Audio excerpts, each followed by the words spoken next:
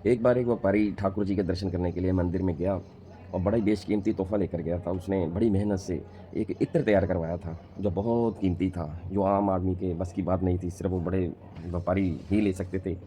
वो इत्र लेकर जैसे ही अंदर आया तो मंदिर के किवाड़ बंद हो गए। अब वो जो वहाँ पे पुजारी थे, उन्होंने कहा कि अभी भोग का समय हो गया हुआ है, आपको इंतज़ार करना पड़ेगा। तो व्यापारी ने कहा कि मुझे बहुत जल्दी वापस जाना था, अगर दर्शन हो जाते, अगर आप चाहें तो हो सकते हैं। उन्होंने जी नहीं, ये हमने कानून बनाया हुआ है, ये बड़ी देर से सदियों से चलता आ रहा है, हम इसे नहीं तोड़ सकते हैं, आपको इंतज़ार ही करना पड़ेगा। तो आप इंतज़ार कीजिए, बैठे मंदिर के अंदर। तो व्यापारी वो टहलता-टहलता मंदिर के बाहर चला गया। बाहर मंदिर के बाहर उसने देखा एक भक्त बहुत ही अपनी भक्ति में लीन बैठे हुए थे। वो थे हरिदास ठाकुर जी। जी हाँ, वो जैसे ही हरिदास ठाकुर जी के स्वरूप को देख रहा था, बहुत ही आनंदित हो रहा था। वो बड़ी भक्ति में मगन थे। तो उन्होंने उन्हें साष्टांग दंडवत प्रणाम किया और कहा कि हाथ जोड़कर विनती की कि मैं ये इत्र ठाकुर जी के लिए लेकर आया था।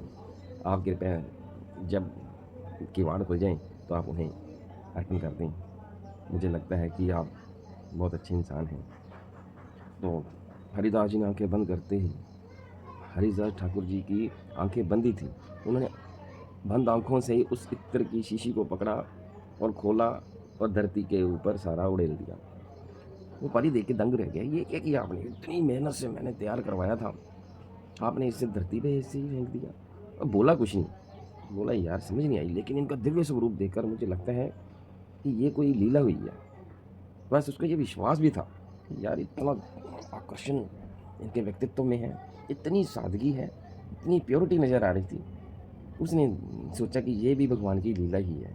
चलो, हमने तो अर्पण ही करना था ना, धरती माँ को अर्पण कर दिया, इसमें में कोई लीला होगी। अब वो वहीं पे ही ध्यान में वो भी बैठ गया। अब थोड़ी देर में किवाड़ जैसे ही खुले, वो अंदर चला गया ठाकुर जी के दर्शन करने के लिए। जैसे ही व्यापारी ने अंदर प्रवेश किया, वो तो दंग रह गया। ये तो वही इत्र की सुगंधी आ रही थी, जो हरिदास ठाकुर जी ने बाहर धरती पर उड़ेल दिया था। ये कैसे चमत्कार हो गया? वो भागा हुआ फिर से दोबारा गया, हरिदास ठाकुर जी के चरणों में बैठ गया। ये लीला कैसी? आपने तो यहाँ पे धरती पे ही हमारे सामने ये देखी, यहाँ पे आपने इत्र को यहाँ पे फेंका था, वो ये अंदर कितनी खुशबू ज़बरदस्त आ रही है, इसी की ये कैसी लीला है? ये कैसे चमत्कार हो गया?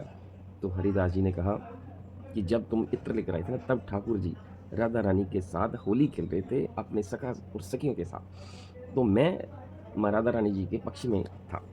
तो उस वक़्त ठाकुर जी के हाथ में रंगों का भरा हुआ, अलग-अलग रंगों का भरा हुआ कटोरा था, लेकिन माँ राधा रानी जी का पात्र खाली था। तभी मैंने आपसे इत्र लिया, उसी क्षण आपका इत्र आ गया। तो वही इत्र माँ राधा रानी जी के पात्र में मैंने डाल दिया। अब वही इत्र माँ राधा रानी जी ने ठाकुर जी के ऊपर अर्पण कर दिया। होली भी मनाई गई और आपका इत्र भी स्वीकार हो गया। ये थी उनकी लीला। वाह! तो वो तो व्यापारी दंग ही रह गया। बस गदगद हो रहा था, आनंदित हो रहा था, अपने आप को परम सौभाग्यशाली मान रहा था कि मुझे हरिदास ठाकुर जी के दर्शन हुए, उनका सानिध्य प्राप्त हुआ। बस उसी क्षण से उसके अंदर अनन्य भक्ति के बीज अंकुरित हो गए। तो ऐसे होते हैं महान संतों और भक्तों के दर्शन के लाभ।